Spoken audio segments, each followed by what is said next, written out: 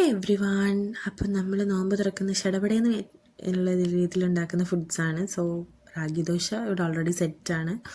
ഉള്ളി കട്ട് ചെയ്തെടുത്തിട്ടുണ്ട്. നമ്മൾ ഉള്ളി ഒന്ന് നല്ലോണം നിരട്ടി എടുക്കണം, അപ്പോഴേ അതിൻ്റെ ആ ഒരു നല്ല അടിപൊളിയായിട്ട് നിൽക്കുള്ളൂ. പിന്നെ ഒരു 5 മുട്ട നമ്മൾ പുഴുങ്ങിയെടുക്കുക.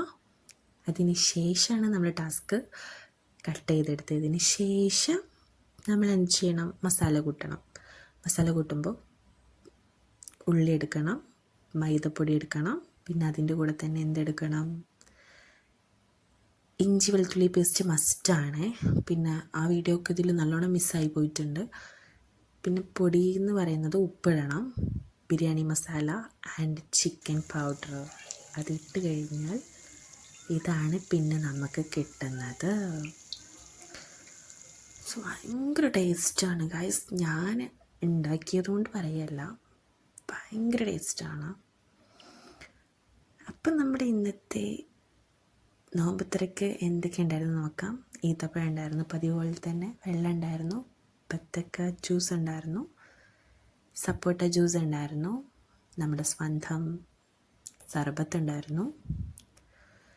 പിന്നെ ഞാൻ ഉണ്ടാക്കിയ ഉള്ളിവട മുട്ട ബജ്ജി ഉണ്ടായിരുന്നു ഗായ്സ്. So very special. പിന്നെ നമ്മളെ സ്വന്തം മലപ്പുറത്തുകാരുടെ തരിക്കഞ്ഞി ഉണ്ടായിരുന്നു. ഞങ്ങളുടെ ഇവിടെ തരിക്കഞ്ഞി എന്നാണ് പറയുക, നിങ്ങളുടെ അവിടെ എന്താ പറയുക എന്നുള്ളത് കമൻറ്റ് ചെയ്യുക.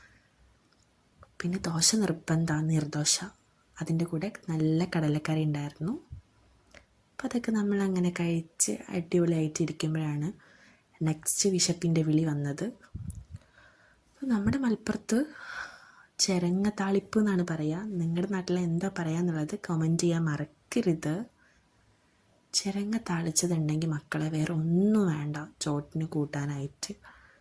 നമ്മൾ ചോറ് കഴിക്കുമ്പോൾ പിന്നെ ചോറിൻ്റെ കൂടെ നമുക്ക് കൂട്ടാനുണ്ടായിരുന്നത് മുട്ട ചിക്കിയതുണ്ടായിരുന്നു, കുമ്പളങ്ങ കറി ഉണ്ടായിരുന്നു. കുമ്പളങ്ങ കറി ഒരു രക്ഷയില്ല.